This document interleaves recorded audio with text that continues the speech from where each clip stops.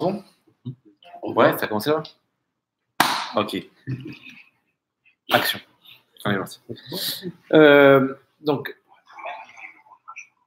comment ça s'appelle le cours de ce soir, on a mis le titre Donnant-Donnant. Je vais expliquer pourquoi. En fait, j'ai rencontré quelqu'un qui faisait pas Shabbat et il m'a dit il voulait parler avec un rave et tout machin. Donc, c'est un élève à moi. Il m'a dit c'est mon oncle et tout. Est-ce que tu peux lui parler? On a parlé ensemble. Et jusqu'à qu'il m'a dit, il m'a fait comprendre qu'il faisait. Je lui ai dit mais pourquoi tu fais pas Shabbat, etc. Non, en fait, il disait j'ai pas de bracha. Il me dit tout ce que j'entreprends, ça marche pas, etc. Donc je lui dis bon, de ce que tu me dis, si on te ferme la porte sur tous les trucs, c'est que le problème c'est Shabbat, parce que Shabbat c'est la source de toute la bracha. Donc si t'as pas de bracha, tu vois que tu réussis nulle part, ça veut dire que c'est un problème dans Shabbat. Je lui ai dit tu fais Shabbat, il m'a dit non, j'avoue, je fais pas Shabbat. Je lui ai dit bon alors essaye et tout machin, essaye de prendre sur toi. C'est sûr que Hachem il veut que comment ça s'appelle, tu t'améliores, etc. Et que prends un petit peu quelque chose de petit, et après tu l'athlète quoi. 10 minutes d'abord sur ce que tu fais, et après tu vas voir que l'athlète tu vas réussir à faire Shabbat. Et il m'a dit ouais mais c'est dur machin, etc. Je lui ai fait écoute, donnant. Il avait sa mère qui était malade, qui devait passer un examen. Je lui ai dit crois-moi que si maintenant tu fais Shabbat, tu dis Hachem, je fais Shabbat, je fais un effort, etc. Je t'en supplie, guéris ma mère. Lui c'est sûr et certain que ça a marché. Et il me dit quoi, on a le droit de faire donnant. Est-ce qu'on a le droit comme ça avec Hachem de faire donnant? C'est-à-dire, qui je suis maintenant pour dire Hachem, écoute, viens, on fait un deal, toi et moi. Je te fais Shabbat, ok? Et toi, tu me guéris ma mère. Je lui ai dit, écoute, non seulement on a le droit de faire ça, mais en plus, on est obligé de faire ça. Ah ouais? Il m'a dit pourquoi? Je lui ai dit, parce qu'il y a écrit dans la Gemara, Mitor Shelo Lishma, Balishma. C'est-à-dire, il faut comprendre qu'en fait, chaque chose que je fais, je dois trouver un objectif qui est pas intérêt. Pourquoi? Parce que quand je vais commencer avec un intérêt, à la fin, je vais créer chez moi le sens d'intérêt. Ça marche que comme ça. C'est-à-dire qu'Hachem, il a créé l'homme avec un Yetzer Hara, et ce Yetzer Hara, il va t'empêcher de faire les choses pour Hachem. Il va tout le temps te contrer. Donc, comment on neutralise le Yetzer Hara? En lui donnant ce qu'il a besoin. C'est-à-dire quoi? Maintenant, toi, tu veux aller à un cours. Alors voilà, on va te faire un apéro. On va te mettre du pastis, du phénix. Enfin, je fais une petite page publicitaire pour l'apéro qu'il y a devant nous.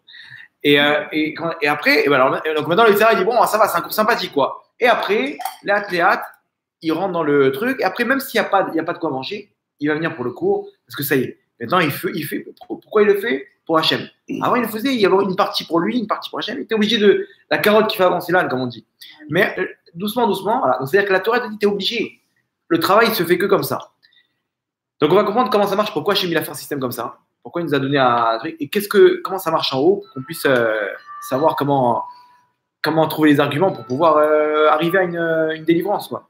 Une délivrance, on a chacun besoin d'une délivrance, et si on sait que c'est donnant, alors il faut qu'on détaille comment ça marche. Qu'est-ce que j'ai le droit de faire, qu'est-ce que j'ai pas le droit de faire, pourquoi Hachem il a créé ce système-là. Enfin, je vous le dis dans le jargon de la, comment ça s'appelle, de ce que la Torah a dit, en fait, c'est Mida Kenegel Mida. Mida Kenegel Mida, c'est mesure pour mesure. Mesure pour mesure, comment ça marche, ce qu'on va expliquer dans le cours. Alors, pour commencer, on va commencer avec votre relation avec une petite histoire. Quelqu'un aux États-Unis, dans un village paumé dans le sud du Texas, il était, comment ça s'appelle, il était marchand de légumes avec son père. Bon, il était jeune comme ça, à la vingtaine, et il s'est dit, et son père un jour, il dit, tu sais, non, il dit, on n'a pas beaucoup d'argent, ne dépense pas trop, machin, etc. Il dit, quand tu seras dans le business à Manhattan, alors à ce moment-là, tu pourras dépenser ce que tu veux. Et il dit, quoi, il y a quoi à Manhattan? Il dit, bah, à New York, là-bas, il y a des, comment ça s'appelle, là-bas, les gens, ils sont dans le business, ils sont milliardaires. Il dit, quoi? Mais comment c'est possible d'être milliardaire? Le mec, il est dans son village, il comprend pas c'est quoi comment on est arrivé. Moi, lui, dans sa tête, il marche en magasin de légumes. Donc, quand tu arrives à des milliards, c'est pas possible. Comment ils vendent de trucs, quoi? Il dit, non, c'est différent là-bas, tout est disproportionné, etc. Bon, maintenant, il lui vient un truc dans la tête, il faut que j'aille devenir milliardaire. Si on peut devenir milliardaire, là-bas, on vend des choses qui valent plus d'argent. À quoi ça sert de perdre son temps avec des pommes de terre et des tomates? Donc, il a décidé un jour, il dit à son père, papa, je pars, je suis désolé, il démissionne, je dois partir à New York, je vais devenir milliardaire. Son père, il rigole, il dit, bon, tu sais combien il y en a comme toi qui ont essayé de devenir milliardaire? C'est le rêve de tout le monde, etc. Sache que c'est des requins là-bas, ils ne vont pas te laisser. Il dit, il n'y a pas d'importance, je vais tenter le coup. Celui qui y croit, il réussit à la fin. Donc j'y crois et je me lance. Et il part à New York.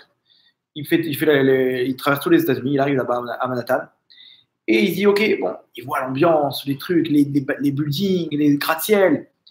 Et il dit, ouais, incroyable. Je kiffe et tout, c'est mon ambiance. Maintenant, comment acheter un immeuble comme ça? Comment le revendre? Comment ça?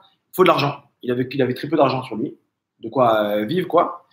Et il dit, bon, on va voir ce qu'on peut faire comme business. Il prend un journal, il cherche des trucs à acheter, des trucs à vendre. Et il tourne la page, il voit cargaison de requins à vendre. Ils ont pêché, comment ça s'appelle? Ils ont pêché des poissons. Là-bas, dans le filet, il y avait un banc de requins, une vingtaine de requins qui ont été pris dans le filet, qui sont morts dans le filet. Et bon, qu'est-ce que tu fais avec ça maintenant? Il n'y a rien à faire. Donc, ils ont mis une annonce là-bas. Celui qui veut acheter des requins, voilà, on vend une vingtaine de requins. Bon, donc lui, il voit, ça l'a marqué cette affiche. Il tourne la page, il voit quoi? Restaurant chinois, japonais, annonce, recherche d'ailerons requins. Ah, embellie. Là-bas, ils vendent des requins et là, ils veulent les acheter. Donc, qu'est-ce qu'il fait? Il appelle les mecs. Comment vous vendez les requins? On vend $200 le requin, machin, etc. Il commence à négocier. Il dit, écoutez, je vous prends les 20, vous me faites un prix. Il dit, écoutez, je vais les prendre tout de suite. Moi, mon budget, il est comme ça. À prendre ou à laisser. Eux, ils savent très bien qu'ils n'ont pas trop d'acheteurs. Donc, il dit, OK, bon, viens les prendre. Ils sont où? Tel hangar. Tout dans un hangar, là-bas, dans un truc et tout. Viens les prendre, viens les récupérer. Il appelle le restaurant japonais. Il leur dit quoi? Il leur dit, j'ai des ailerons, j'ai des requins. Vous venez, vous les prenez avec les ailerons. Vous prenez ce que vous avez besoin. Je vous les vends. Il donne un prix là-bas, $400. C'est hors de prix, hein, ces trucs-là. Ils font des soupes avec ça ou des trucs qui valent très cher. Il dit, je vous les revends le double. Il leur a mis le double. Top, OK, vous êtes où? La cargaison est située dans tel hangar. Maintenant, lui, il va là-bas, il prend l'argent des Japonais, il donne à l'autre et il fait le tivour, le métavers. Voilà, il fait le truc. Donc, qu'est-ce qui se passe? Il a même pas. Voilà, il a dans sa poche directement le rendement quoi, de ce qui reste et il continue à faire des affaires. Il achète, il revend. Il achète, il revend. Il achète, il revend. Comme ça, des annonces, des cargaisons, etc. Et au bout d'un moment, il arrive un moment où il commence à avoir pas mal d'argent. Il commence à acheter un appartement, 2 appartements, 3 appartements. Il commence à acheter des bureaux. Et petit à petit, après quelques années, il devient milliardaire. Il arrive, des bureaux, des bureaux et des bureaux, des trucs, il revend, il reloue, etc. Il retape. Et voilà, à la fin, il a commencé, après une dizaine d'années, il devient milliardaire. Il arrive à son but, le but de devenir milliardaire. Et bon, il décide il voit que finalement, ça ne lui a rien apporté. Il s'ennuie et il fait tout le temps, il cherche tout le temps des idées à faire, des ambiances à faire avec ses amis pour pouvoir passer le temps. Quoi. Parce qu'un milliardaire, il n'a plus rien à faire, il a atteint tous les objectifs. Il voulait un bateau, il a eu, il voulait telle voiture, il a eu. Bon, au bout d'un moment, tout est fade, quoi. Il a sa piscine, il a son terrain de tennis, son terrain de truc, son machin.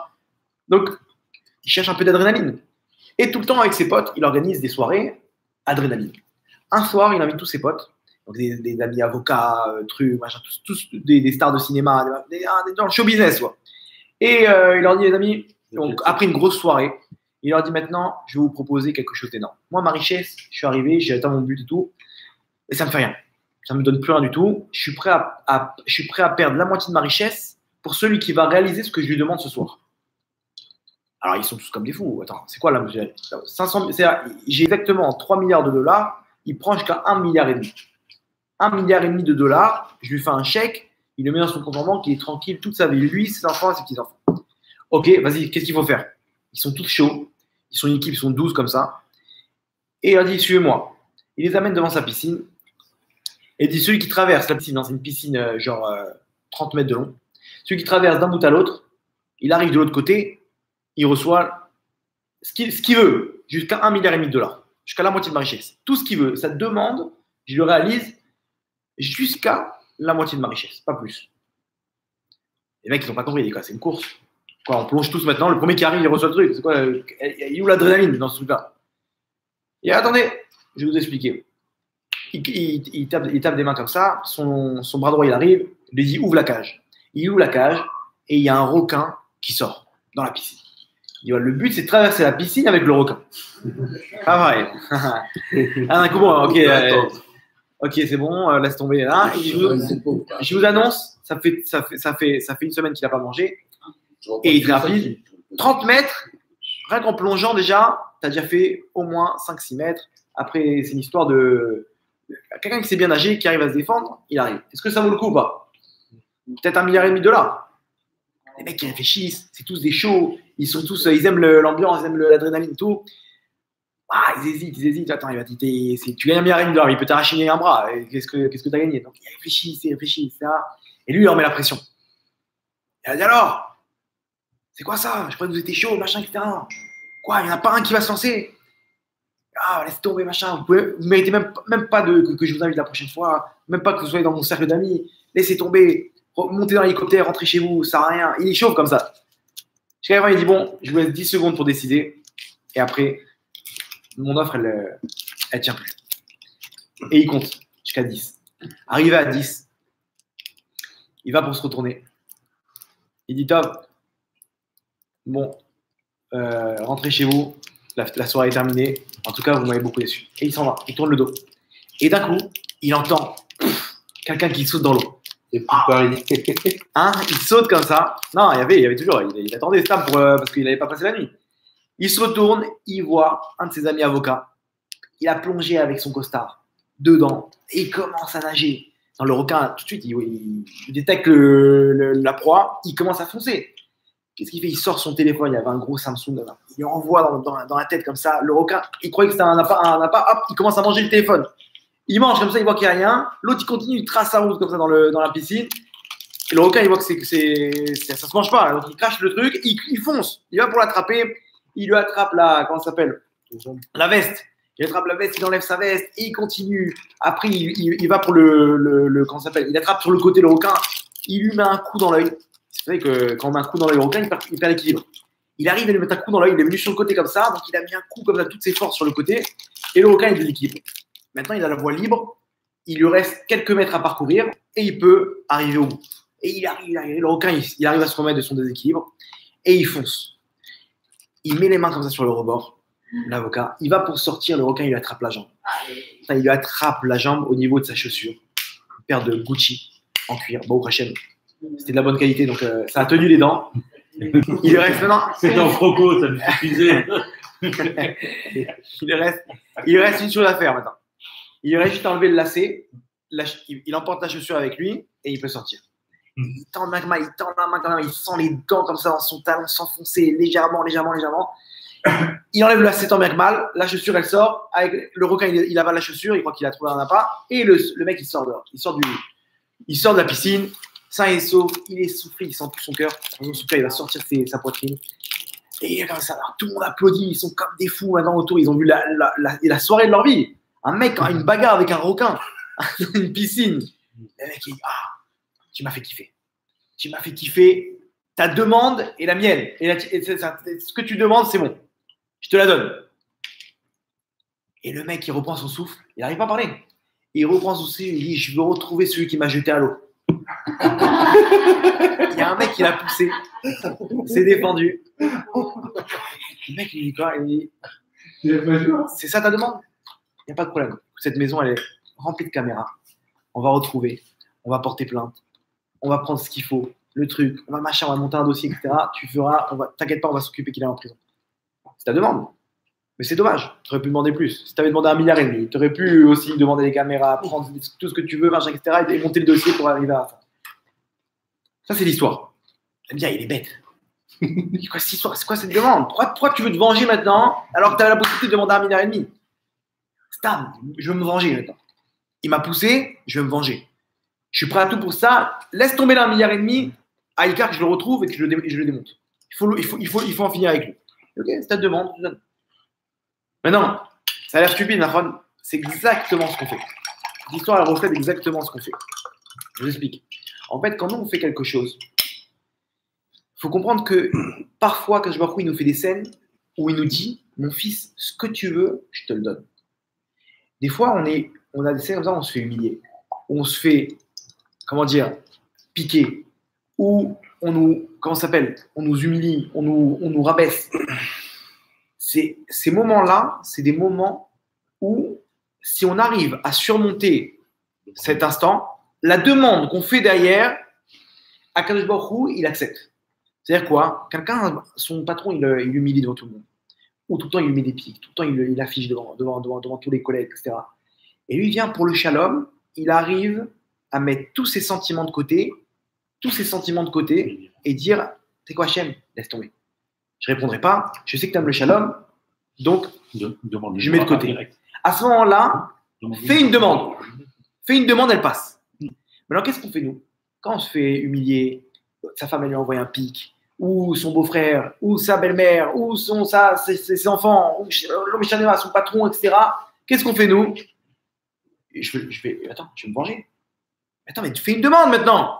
Fais une demande, d'accord ou pas? C'est exactement la même histoire. Cet avocat qui aurait pu faire une demande, qu'est-ce qu'il demande? La vengeance. Nous, on demande quoi? On dit, ça ne va pas se passer comme ça. Attends, je vais lui montrer. Attends, t'inquiète pas, il ne sait pas avec qui il est tombé. Je vais lui montrer, etc. Et machin. Et moi, je vais pas me laisser faire. Et il rentre en guerre, etc. Alors que tu avais une seule chose à faire. C'est-à-dire, au lieu d'être un guerrier face à cette personne-là, sois un guerrier face à ton Yitzhara. Et à ce moment-là, tu demandes la demande que tu veux. Pourquoi? Comment ça marche?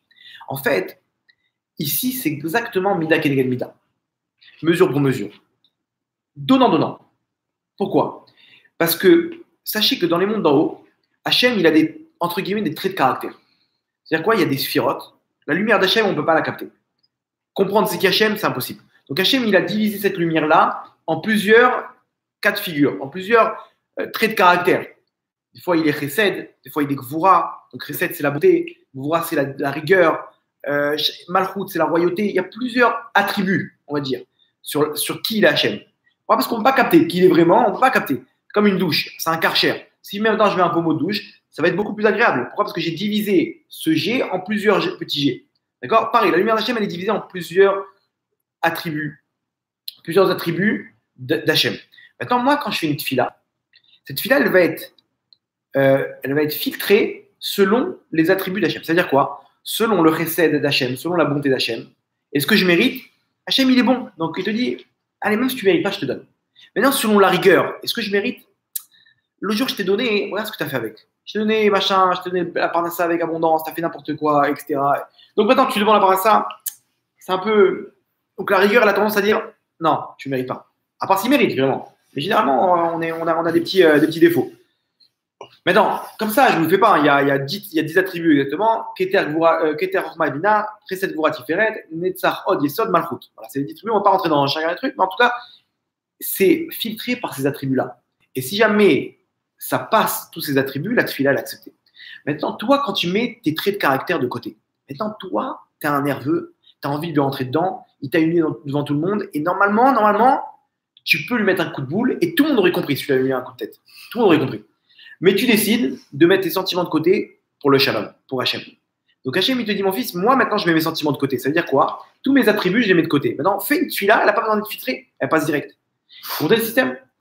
Comment ça marche? Donnant. À partir du moment où toi, tu as mis quelque chose de côté pour Hachem, tu as fait quelque chose qui était légitimement, tu aurais pu réagir d'une façon, tu as dit, tu sais quoi, je vais être plus royal. Je vais être plus royal que ça, je vais faire mieux que d'habitude. J'aurais pu réagir comme ça, mais je vais faire mieux. Alors Hachem te dit, bah, moi aussi, je vais faire pareil. Je ne suis pas obligé de te donner telle et telle chose, puisque tu as fait plus que ce qu'il en faut, moi aussi, je vais faire plus qu'il en faut. Il y avait une femme comme ça, hein, elle avait, je crois que j'ai déjà raconté cette histoire ici, elle avait du mal à avoir des enfants pendant des années, une dizaine d'années. Et elle a fait tout ce qu'il faut. Elle est partie voir les rabbanim, elle est partie sur les kivrei tzadikim, les teilim, les machins, les sgoulot, les afrachatral, etc. Jusqu'à qu'elle est partie voir un rav, le rav Shlomo Zalman Auerbach, et elle lui a dit, écoute rav, j'ai pas d'enfant, je suis marié depuis 12-13 ans, et comment je fais? Comment je peux avoir un enfant? Le rav, il a dit une phrase. Au début, ça l'a brisé, mais vous allez voir après son intention. Il lui a dit, mais qui t'a dit que Hachem, il te doit un enfant? C'est vrai. C'est écrit où dans la Torah que tu dois avoir des enfants? Il n'y a pas, Hachem, il ne s'est pas, engagé. C'est pas, oui, mais tout le monde a des enfants. Ok. Parce qu'Hachem, il a des enfants, mais il ne te doit pas un enfant. C'est là, comme si Hachem, il t'a dit, je te promets, je te donne un enfant, et tu viens dire, là, je renvoie, il n'y a pas d'enfant, là. Comment ça se fait? Mais qui t'a dit qu'Hachem, il te doit un enfant? Donc elle a compris d'un coup que, ok, j'ai mis la barre trop haute, mais en fait, c'est vrai ça, je ne dois pas d'enfant. Donc, elle se lève pour partir, et leur a dit, attends. Hachem, il ne te doit pas d'enfant. Mais si tu fais quelque chose toi aussi que tu n'es pas obligé de faire, alors Hachem te donnera un enfant. Fais quelque chose en plus. Et cette femme-là, elle a dit, ok, je vais réfléchir à quelque chose. Elle a réfléchi, elle a décidé de faire une distribution de bonbons dans les hôpitaux pour les enfants hospitalisés.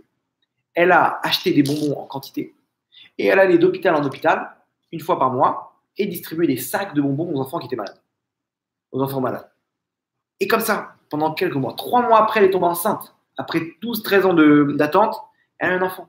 Aujourd'hui, elle a monté un organisme de distribution de bonbons dans tout Israël. Il y a des bénévoles, etc.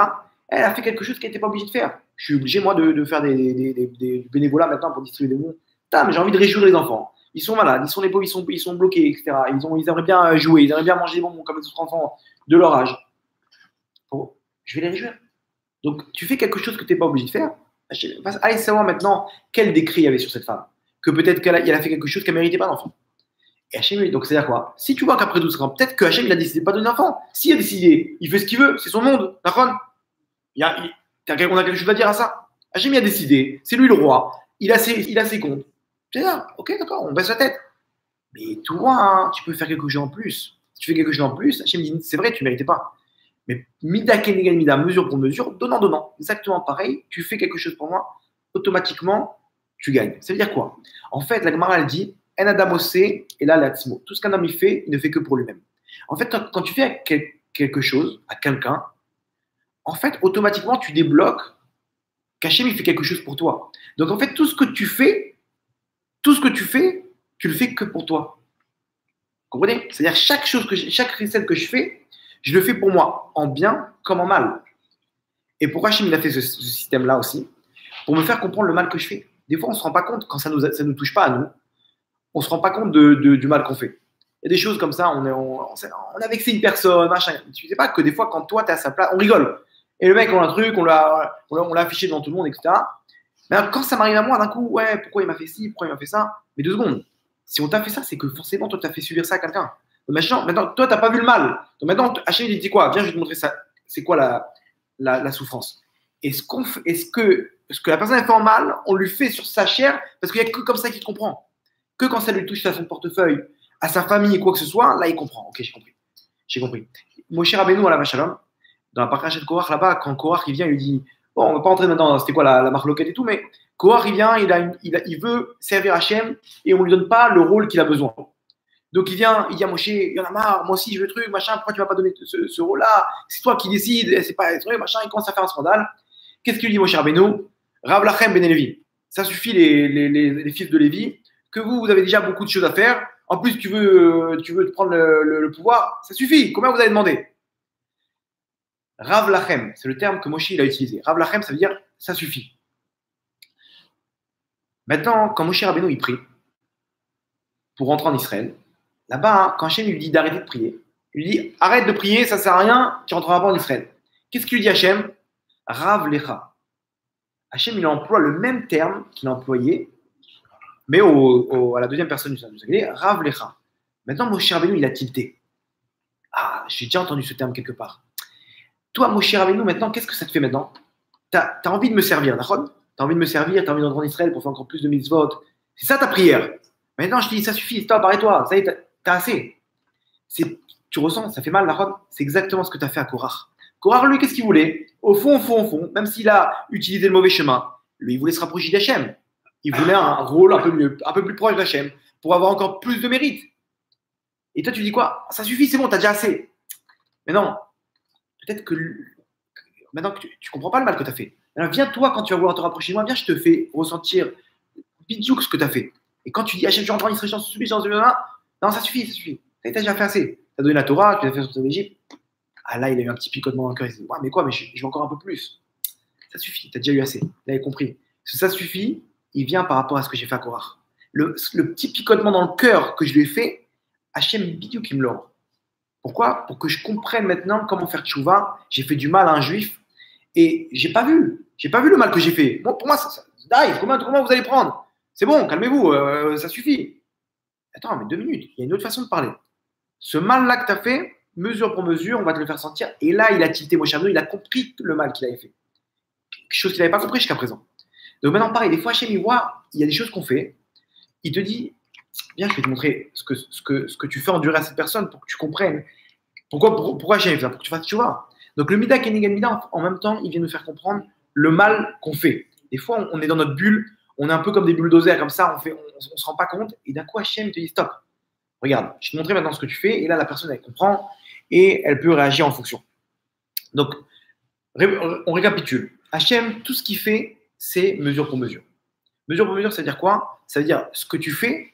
Toi, maintenant, on t'a humilié, tu aurais pu répondre. Tu as dit, tu sais quoi? Bédil veut y avoir. Je laisse passer. Donc, tu fais passer tous tes sentiments de côté pour Hachem. Hachem dit, OK, moi, si je fais passer tous mes sentiments de côté pour toi, ta demande, c'est la mienne. Tu veux quoi? 1,5 milliard qui balle pas. Et combien d'histoires sur ça? On a fait des cours sur ça, plein. Ça, c'est vraiment, il n'y a pas au-dessus. C'est-à-dire, quand quelqu'un il voit qu'il est bloqué, il faut qu'il prie pour qu'on l'humilie, pour qu'il puisse arriver à pardonner la personne, ne pas répondre et faire une demande. C'est ça le truc. Il faut qu'il arrive à ce truc-là. Parce que sinon, parce que ça, c'est un jackpot. Maintenant, pas que pour ça. Chaque chose qu'on fait, je fais du chesed. Hachem, il te dit, tu te comportes, midata chesed. Ben, moi aussi, je vais faire comme toi. Tu es bon avec une personne, je vais être bon avec toi. Regardez un exemple. Combien de fois ça arrive ça? Les gens, à la fin, Hachem, il leur donne la part à ça. Mec, à la fin du mois, juste avant de payer son loyer, à combien ça arrivé cette fois? Le mec, il vient à la fin, il est le truc jusqu'au cou, et il arrive à la fin du mois, il s'en sort. Il dit, bon, je t'en supplie, pourquoi tu ne me donnes pas au début du mois? J'ai hâte d'être tranquille. Pourquoi à la fin, à la dernière seconde, dans les arrêts de jeu comme ça, il t'envoie la dernière somme comme ça, tu dis, ouais. Attends, le mec, il est en sueur, il est sur un fil comme ça. Pourquoi Hachem, c'est toi qui décides, c'est toi qui donne le truc. Pourquoi tu donnes la fin sur le truc? Vérifie si tu ne dois pas de l'argent à quelqu'un. Et que lui, peut-être, il souffle de son côté. Il dit, j'ai besoin de cet argent. Il a de l'argent à moi. Toi, tu ne te rends pas compte. Il dit, bon, ça va, il m'a fait comprendre. Il m'a dit, bon, pas de pression, hein. Quand tu veux me rendre, tu me rends. Non, lui, il ne voulait pas te mettre mal à l'aise. Mais d'un autre côté, il a besoin de cet argent. Lui, il va savoir s'il parle de souffrir. Donc, Hachem, il dit, tu sais quoi? Viens, je te fais ressentir ce que ça fait le moment où, comment ça s'appelle, où tu as besoin d'argent et on te donne à la dernière minute. Non, c'est vrai, moi je te donne de la part de ça. Mais je te donne à la dernière minute pour que je comprenne. Peut-être que toi aussi tu fais ça à quelqu'un. Peut-être qu'il y a quelqu'un qui attend ton argent, toi aussi il dépend de ton argent, ou ça peut être sa femme, ses enfants. Que sa femme elle a des besoins, elle n'ose pas, etc. Et lui il est là, Fidel Castro. Attends 2 secondes, on a trop dépensé. Sois Midata Chesed, parce que la bracha elle est là que pour la femme. Il y a la Gemara dit ça dans la Gemara dans Bavassia Nuntet, Amoud Bet, elle dit comme ça que il y a un rave, il dit valorise ta femme afin que Hachem il t'enrichisse. On avait expliqué ça, c'était quoi quel rapport quand tu valorises ta femme, Hachem il t'enrichit. Quel rapport? Valoriser, ça veut dire quoi? Ça veut dire pas lui acheter des fringues, etc. Ça rentre dans le truc, mais c'est pas la valoriser, c'est la mettre sur un piédestal, c'est-à-dire qu'elle sent qu'elle a une épaule sur qui se reposer, elle sent qu'elle est le centre de son mari. Son mari, pas, il là-bas, il lui donne ce qu'elle a besoin pour quoi tu veux acheter, il va faire, il lui donne de l'argent pour qu'elle ait un truc, et juste laisse-moi tranquille. Elle ressent ça. Elle est tranquille pendant quelques jours, mais après elle revient, parce qu'elle c'est pas, tu peux pas me calmer avec un manteau de fourrure et de bijoux. Elle ressent, moi j'ai besoin de toi, j'ai besoin de quelqu'un sur qui je peux me reposer, avec qui je peux m'ouvrir, avec qui je peux trouver des solutions, avec qui je peux échanger. Elle a besoin comme d'un psychologue comme ça. Donc, elle, on a ramené comme ça, c'est une klala qu'elle a reçue, la femme. Elle a marqué comme ça, elle y cherche tes choucataires. C'est-à-dire qu'en fait, elle est dépendante de son mari. Sa klala, une des malédictions principales qu'elle a reçues la femme, c'est qu'elle dépend de son mari. Elle y cherche vers son mari, tes choucataires et son désir. Elle ne peut rien faire sans lui. Elle est tout le temps dépendante de lui, tout le temps elle a besoin de lui, tout le temps elle a besoin de son conseil, de savoir ce qu'il pense de lui, d'elle. C'est-à-dire, si maintenant, il lui dit, maintenant, toutes ses copines, elles ont dit, ouais, elle était hyper belle. Et son mari dit, moi, j'aime pas trop, elle est détruite. Pourquoi? Parce que ça n'a pas d'importance. Oui, mais toutes tes copines ont dit que t'es belle, t'es bien habillée. Non, mon mari, ça lui plaît pas, l'homme est chavé. J'ai pas envie. Il n'y a que ça. Tout le monde dit, ouais, c'est bon, hein. Son mari dit, non, moi, j'ai pas aimé la bouffe. Voilà, c'est fini. Et que elle, quand elle est en train de tourner dans la marmite, elle voit la tête de son mari, elle voit sa tronche dans le truc, il n'y a que lui et lui et lui. C'est une clala, c'est une malédiction qu'elle a. Ok. Maintenant, comment moi je peux lui enlever en tant que mari? Quand je suis là pour elle. Je suis là, tu as besoin de quelque chose, tu as besoin de parler, et trucs, et machin, en plus de tout ce qu'il faut, tous ses besoins matériels, etc. Donc, Hachem, il te dit, tu l'as enlevé sa clala, Maintenant, elle se sent bien. Elle a plus cette dépendance parce qu'elle sent que son mari il est là. C'est même s'il n'est pas là, elle sait que son mari il est même à distance. Elle sait que c'est bon. Elle est tranquille. Il l'aime. Il est à ses côtés. Il pense à elle, etc. Donc elle est tranquille. Donc le mari il a la force de lui enlever sa klala principale.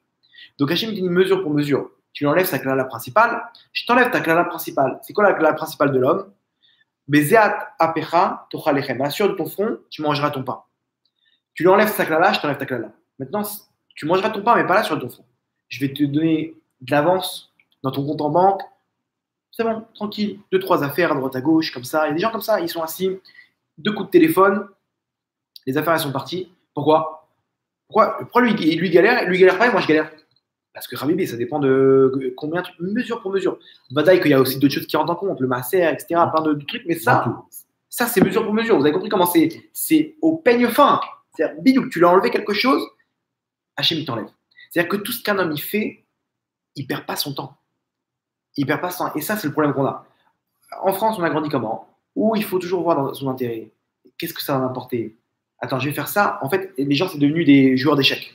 Ils réfléchissent. Si je fais ça, alors qu'est-ce qui peut m'apporter? Ah ouais, lui, il a ça qui est intéressant. Donc, je vais lui donner ça. Comme ça, demain, j'aurai besoin de sa tondeuse. Il va me la prêter. Et comme ça, sa perceuse et machin. Il a placé les pions sur l'échiquier.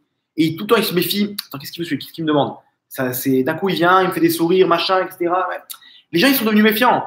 Ça, c'est goy. C'est pas juif. C'est goy. C'est les goyim sont comme ça. Ils se méfient de tout. En plus, on a la tête dans les informations. Donc, on entend du matin au soir qu'il n'y a que des comment ça s'appelle? Des tueurs en série, des machins, et des viols, et des vols, et des machins, et des arnaques, et des trucs. Donc le mec, tout de suite, il voit maintenant il a entendu qu'il y a eu une arnaque en Turquie. Lui, il voit un mec rentrer dans son magasin. Ça y est, il est venu me voir. Pourquoi? Parce qu'il voit ça du matin au soir. Du matin au soir, il entend maintenant, fais un pourcentage. Tu verras que c'est 0,0001% de gens dans tout le monde qui sont fous. Et c'est là qu'on te montre dans les informations du matin au soir. Mais ton voisin, il n'est pas obligé de comme ça. Maintenant, nous, on croit que tout le monde est comme ça. Donc, le voisin, t'as vu, je sais pas, il est bizarre, celui-là, il a attendu il a attendu dans sa voiture avant de sortir et tout. Peut-être qu'il manigance, peut-être l'autre, il fait un film. Il est dans les films. Le mec, il s'imagine que c'est des films d'horreur quand ils sont dans la rue, etc. On a vécu avec ça. On a grandi avec cette façon de voir. Donc, automatiquement, on peut faire. Hachem dit, tu veux avec intérêt, tu veux faire du donnant-donnant, fais-le, commence comme ça. Mais après, sache un truc que quand tu donnes, c'est un ping-pong. Tu envoies la balle, je te la renvoie. Tu donnes, tu reçois. C'est exactement comme ça le cloud. C'est exactement comme ça. C'est-à-dire, tout ce que tu fais, ça vient dans les mondes d'en haut faire des actions qui vont te rapprocher de la délivrance. Vous comprenez? Comment on explique ça aussi d'une autre façon? C'est que, en fait, toutes les avérotes qu'on fait, elles accusent en haut. Et nous, on doit réparer ces avérotes. Donc, c'est-à-dire, des fois, par exemple, je donne un exemple. Le bonhomme, il a fait plein d'avérotes dans sa jeunesse. Okay, il a, par exemple, toute sa jeunesse, pendant, je sais pas, de 15 ans à 20 ans, il a fait des cambriolages. Donc, il a des avérotes entre les mains. C'était un petit jeune un peu fou comme ça. Il a besoin d'argent. Il voyait, il y avait des trucs ouverts. Il rentrait, il cambriolait, il faisait un peu d'argent. Il dit, comment je vais réparer? Comment je peux réparer maintenant? Donc, Hachem, il lui fait réparer par des épreuves. Les épreuves de la vie, elles nous font réparer les avérotes. La Gemara, elle dit, même si maintenant j'ai voulu donner à Tzedaka, j'ai sorti 5 shekels, alors que je voulais donner 10 shekels, je suis obligé de remettre la main dans ma poche pour sortir la pièce de 10 shekels. Même ça, c'est considéré comme une réparation d'avérote.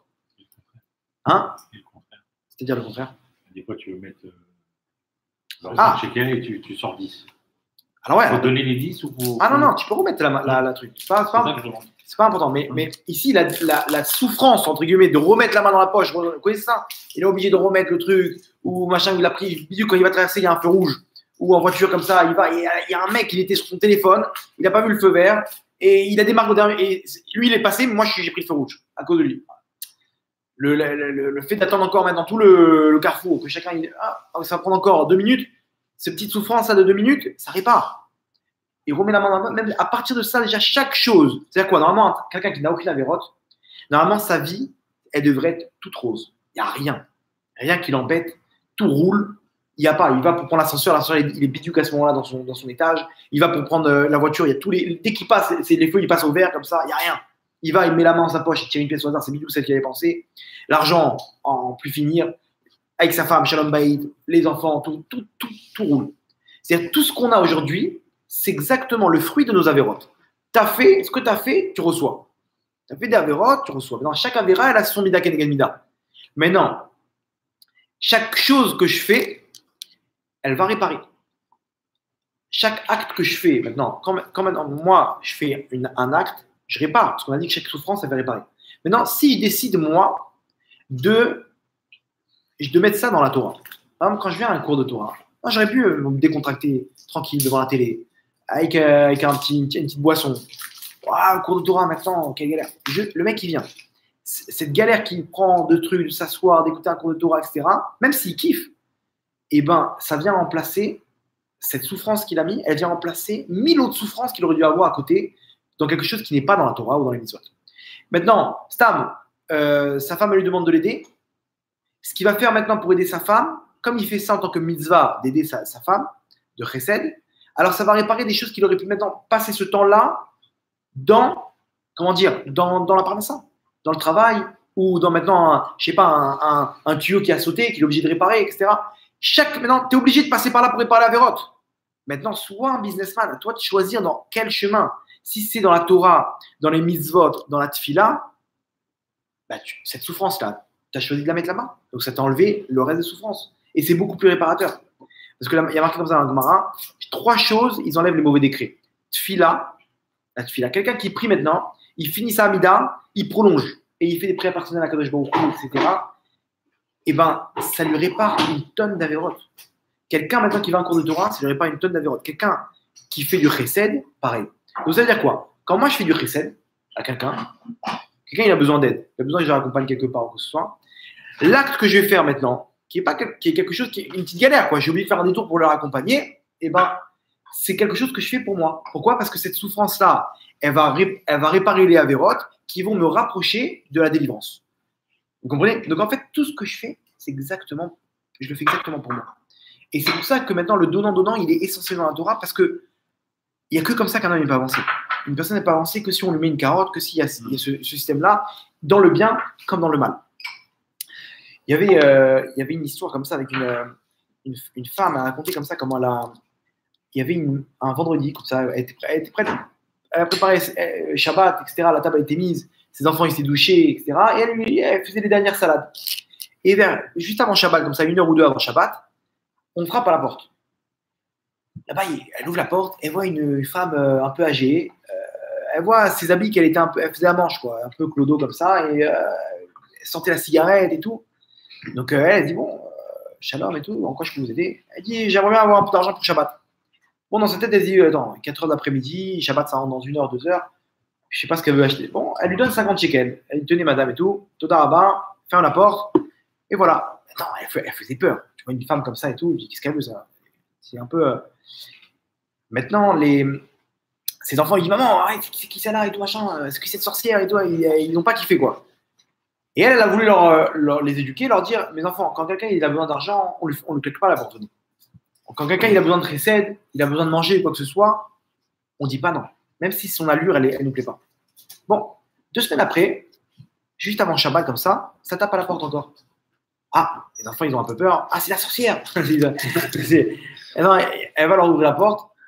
Et elle va lui ouvrir la porte et elle voit cette femme. Elle lui dit Zakar, Shabbat. Amen. Bien sûr. Elle sort son portefeuille, elle sort un billet de 50 shekels et elle lui dit moi, tu dois pas un petit verre à boire au moins? Alors elle dit bien sûr. Tu voulais boire quoi? Elle dit pas de l'eau fraîche. Ok, elle lui ramène un verre de fraîche et elle commence à boire tranquille et elle lui donne son argent. Bye, Shabbat Shalom. Et elle s'en va. 2-3 semaines après, rebelote. Elle tape à la porte et elle vient. Zaka, Shabbat, machin, tout. Hop, elle lui sort un billet de 50 shekels. Elle lui dit moi, je peux avoir un café? Et bien, Vadaï, avec plaisir. Elle va lui préparer un café. Et elle lui donne le café. Elle dit c'est comme ça que tu me sers un café? Debout? Elle dit non, pardon, pas. Rentrez vous installer. Elle installe sur la table, elle boit son café. Elle lui ramène une petite assiette de gâteau. Maintenant, elle, comme elle a dit à ses enfants, on ne ferme jamais la porte de quelqu'un qui a besoin. Donc maintenant, elle s'est prête à son propre jeu. Maintenant, elle ne peut pas lui dire écoutez, madame, vous exagérez. c'est un peu blata. Ses enfants, ils regardent, donc elle est obligée de montrer l'exemple. Donc elle se dit dans sa tête, c'est quoi, Hachem, il me donne ça, il me donne cette épreuve, donc je vais aller jusqu'au bout. Dans sa tête, elle se dit, quoi qu'il en soit, elle me demande la lune, je l'accueillerai avec un sourire et je la mettrai à l'aise et je lui ferai le chesed à fond. Je ferai cette mise à fond.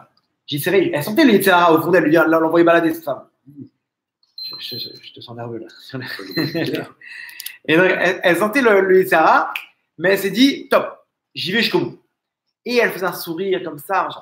Encore, quelques temps après, elle revient.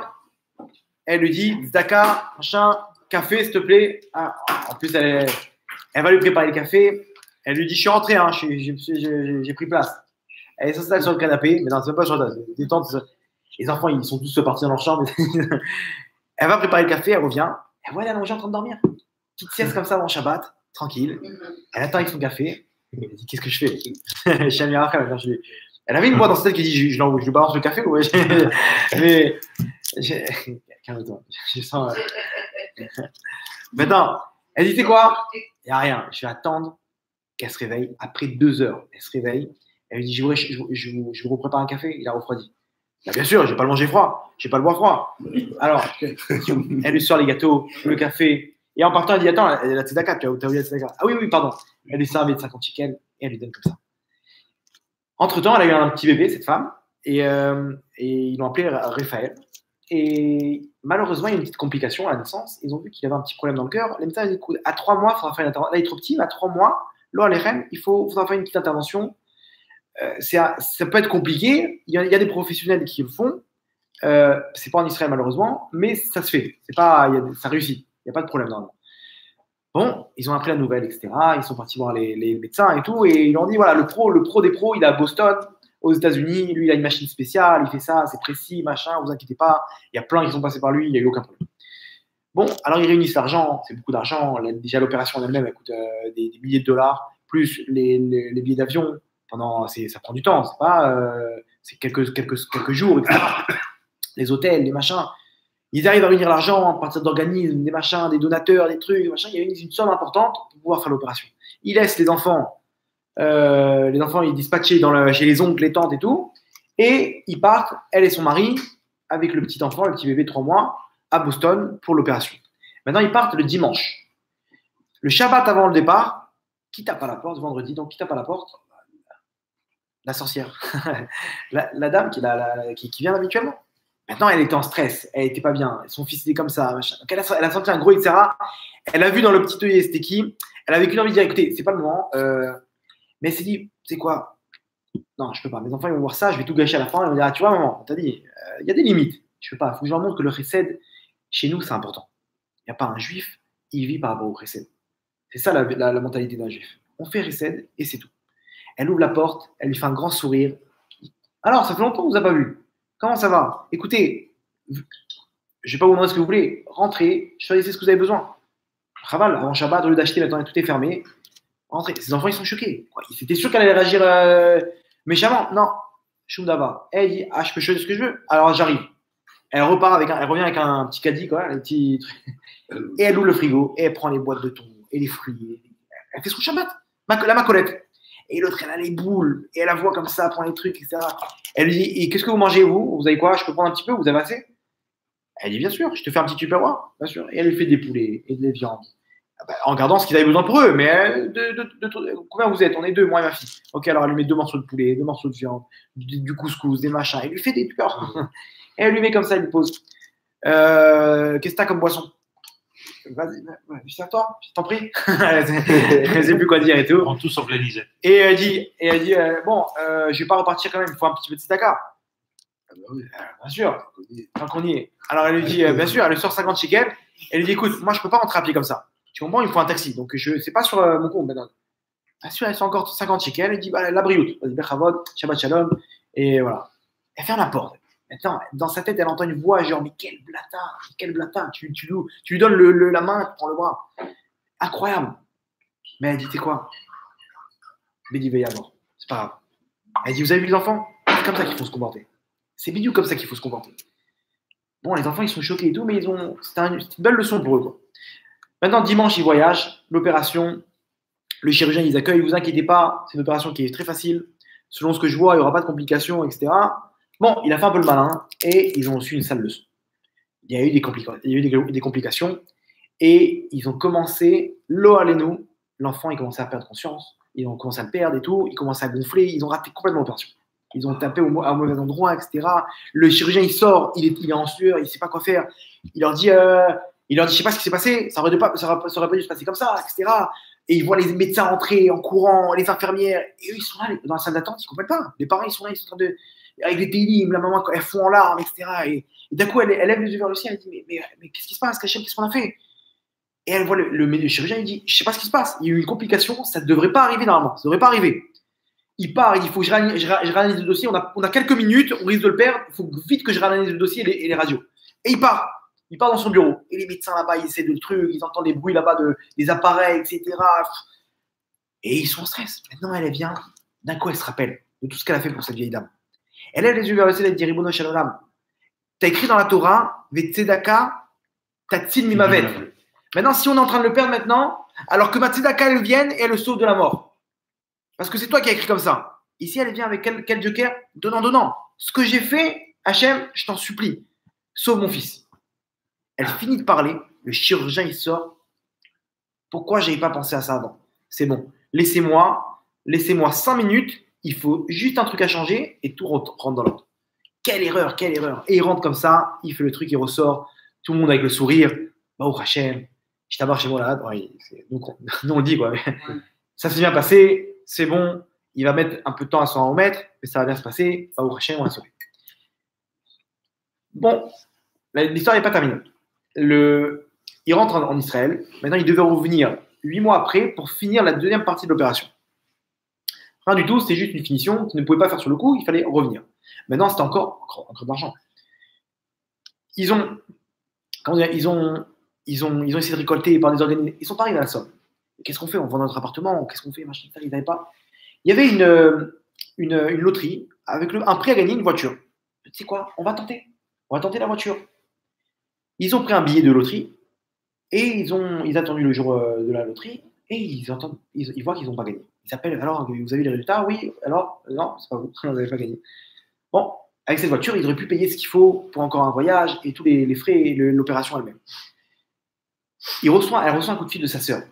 Sa sœur, elle lui dit, tu ne devineras jamais, j'ai gagné la voiture. Ils viennent de m'appeler maintenant pour me dire, vous avez gagné la voiture de la loterie. Elle-même, elle avait joué, elle aussi, sa sœur, en parallèle. Elle dit, écoute-moi bien, laisse-moi 2 jours, je vends la voiture, ce que tu as besoin, tu reçois. Mais Hachem, il a fait un autre scénario. Il aurait pu lui donner la voiture. Il a fait en sorte que ça passe par sa sœur pour qu'elle aussi fasse du recette. Allez savoir pourquoi, c'est encore des comptes d'Hachem. Maintenant, il reçoit l'argent. Hachem les accompagne à la dernière minute, il reçoit l'argent, ils font l'opération, va au Hachem. L'enfant guéri à 100%, aucune séquelle. Et l'État dit, il pourra courir, il pourra faire du sport, ne vous inquiétez pas, son cœur, il est remis à 9.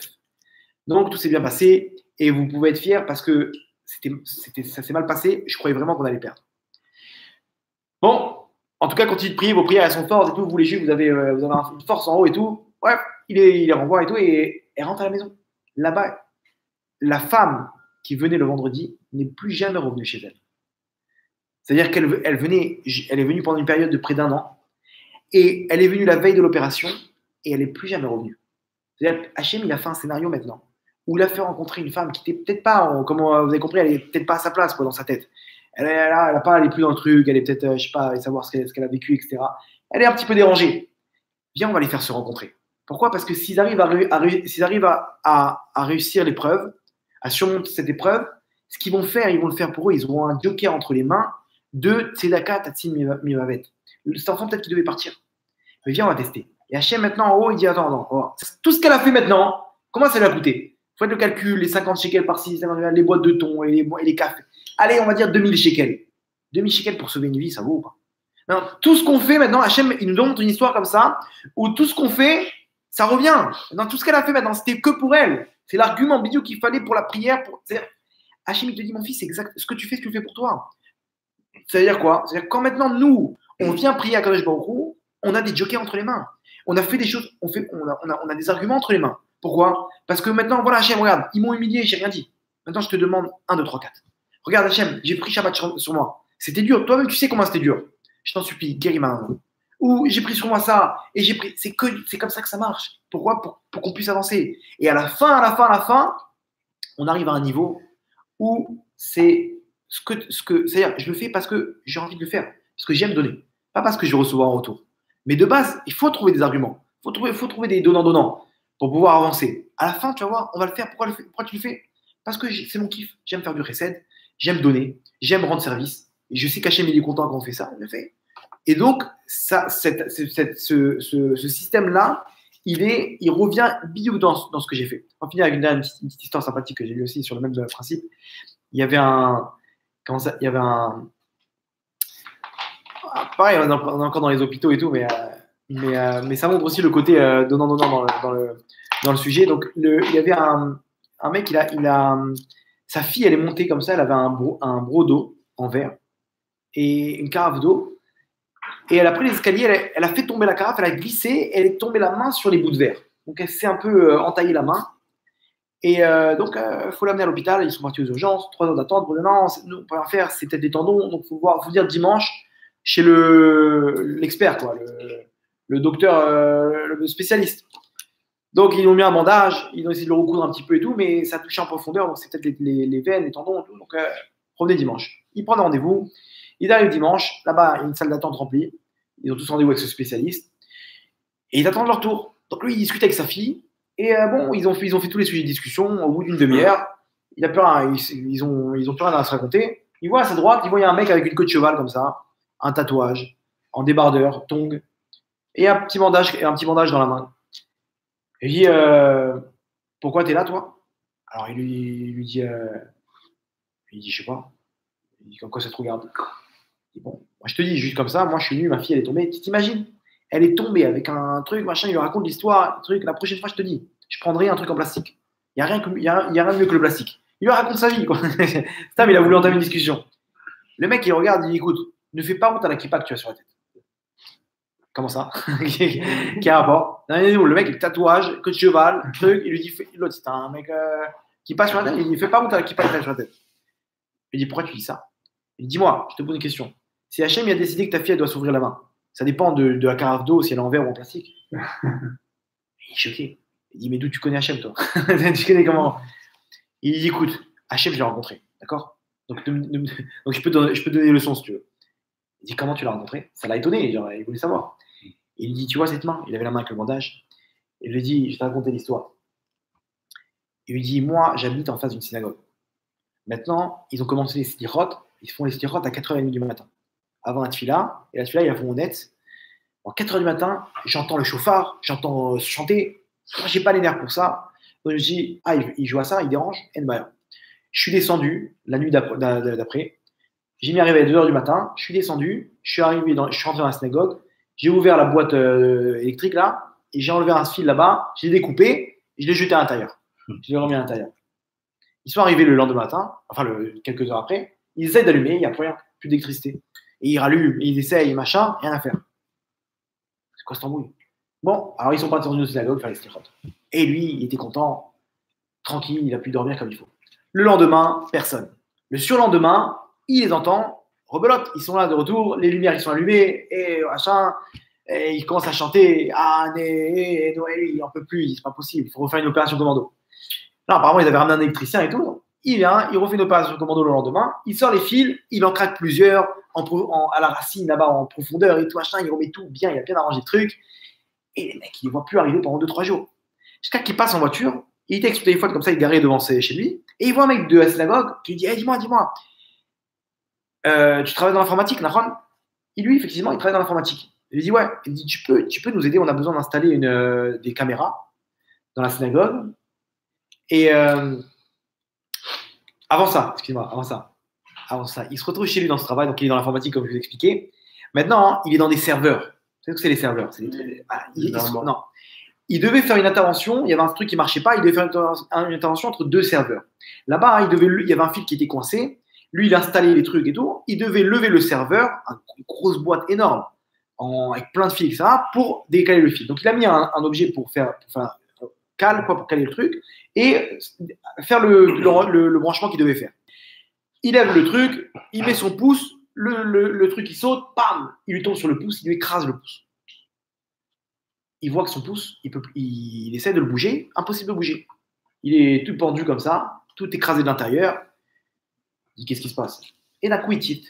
Il dit ce pouce il a servi à éclater les fils de la synagogue. Donc maintenant moi quand je vais arranger un fil, Hachem m'éclate mon pouce. Il a compris. Il dit il y a un Dieu dans ce monde. Très bien.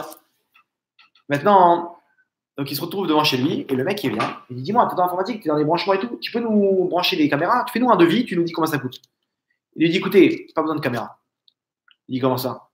Il dit ça me dérange de vous dire, mais le problème c'est moi. Et comment ça?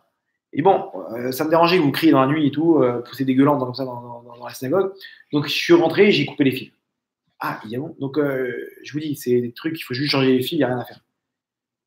Il dit ok, et il dit bon, en tout cas, c'est courageux de ta part de nous dire que c'est toi.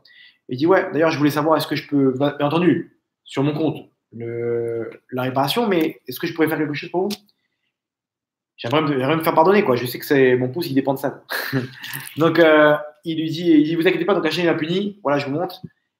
Il lui dit, écoute, on est en train de faire une demande de don pour changer toutes les lumières. Il dit, pas besoin, je prends sur moi. Il leur a changé toutes les lumières, il leur a ajouté 2 masganes et il leur a refait la réparation du truc. Et c'est bon, à l'ail. Maintenant, donc il lui dit, il lui raconte, et ça c'est l'histoire. Il dit, donc tu vois, ce pouce-là, il me montre que c'est que moi, c'est moi qui fais ça. Non, moi j'ai fait, tu vois, j'ai réparé, j'ai demandé pardon à Dieu. Donc je sais, tu vois, je vais rentrer, je te dis exactement la suite. Je vais rentrer, le spécialiste va me dire, il n'y a rien à faire. Maintenant, ils lui disent, le spécialiste il regarde, il dit, ah c'est facile, il faut emboîter le truc. Il faut emboîter comment ça s'appelle, le pouce, ça se fait rapidement. Le spécialiste il essaye, attention, par contre ça fait très mal. On tourne et on rentre, d'accord? Ça fait hyper mal, mais il y en a pour une demi-seconde. Il dit, ok, vas-y, il tourne, crac, il pousse une gueulante. Alors, bouge ton pouce, ça bouge pas. Il dit, comment ça? Il dit, écoute, ça fait 30 ans que je fais ce métier, ça m'est jamais arrivé. Du premier coup, je le fais tout le temps. C'est hyper facile, surtout le pouce. Ok, on essaye.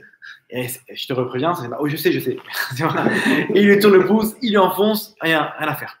Vas-y, bouge, ça marche pas. C'est impossible. Il dit, bon, faut peut-être opérer.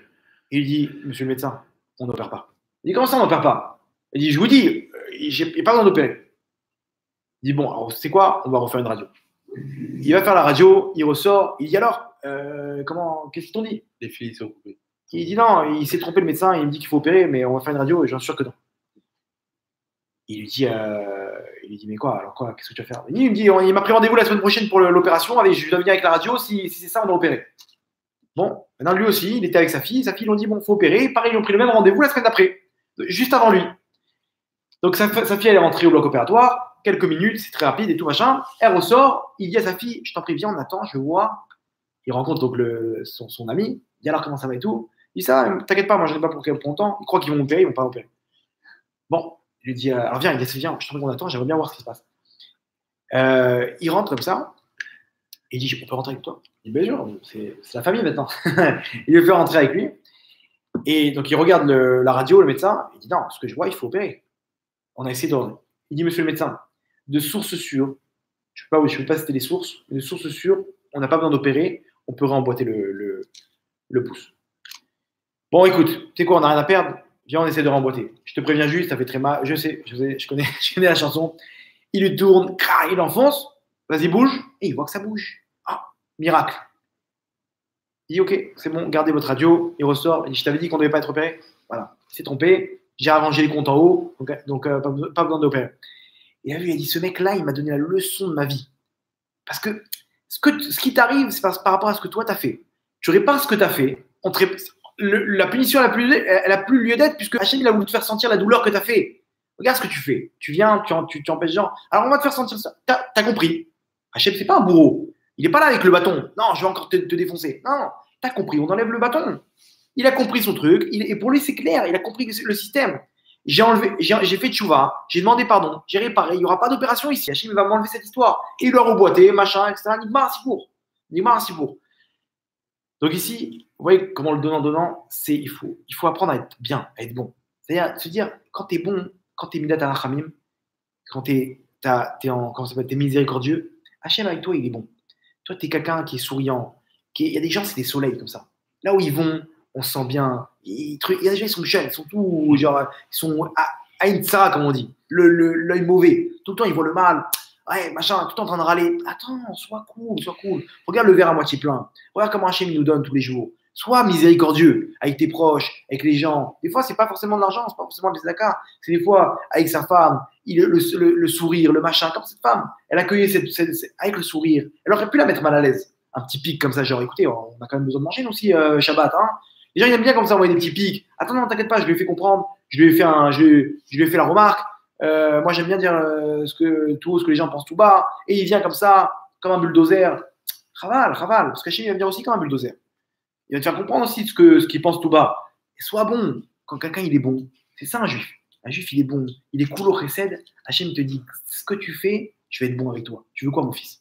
Tu veux Parnassa, Béchefa, Shalom Baïd. Et il y a des gens comme ça, ils sont heureux. Ils sont heureux pourquoi? Parce qu'ils mettent leurs efforts dans le bon. Et donc, tu mets les efforts dans le bon, Hachem met tous ses efforts de lui aussi dans le bon. T'es dur, mec, c'est Fidel Castro à la maison. Hachem dit, pourquoi t'es dur? Tu veux que je te montre c'est quoi être dur? Viens, je vais te montrer. À la dernière minute de la Parnassa, les problèmes de trucs, les gens comme ça, ils tombent sur des gens encore plus durs que lui. Pourquoi? Sois cool, adoucis ton cœur. Et c'est un entraînement. Le mec, il fait du recel, le cœur, c'est un muscle. Au bout d'un moment, il se muscle. À la fin, il fait du recel tout seul. Donc, c'est vrai que c'est donnant. Le but, c'est d'arriver à servir Hachem comme ça. Parce que la Midat HaChesed, c'est comme ça qu'Abraham, il a servi Hachem. Et c'est ce qu'il nous a transmis dans nos gènes. On a ça en nous. Il faut juste le mettre en évidence pour qu'Hachem puisse nous donner toutes les délivrances, Bekarov, avec la venue du Mashiach, pour tout la Misraël. Baruch Adonai Leolam. Amen, amen. Demandons, c'est vrai.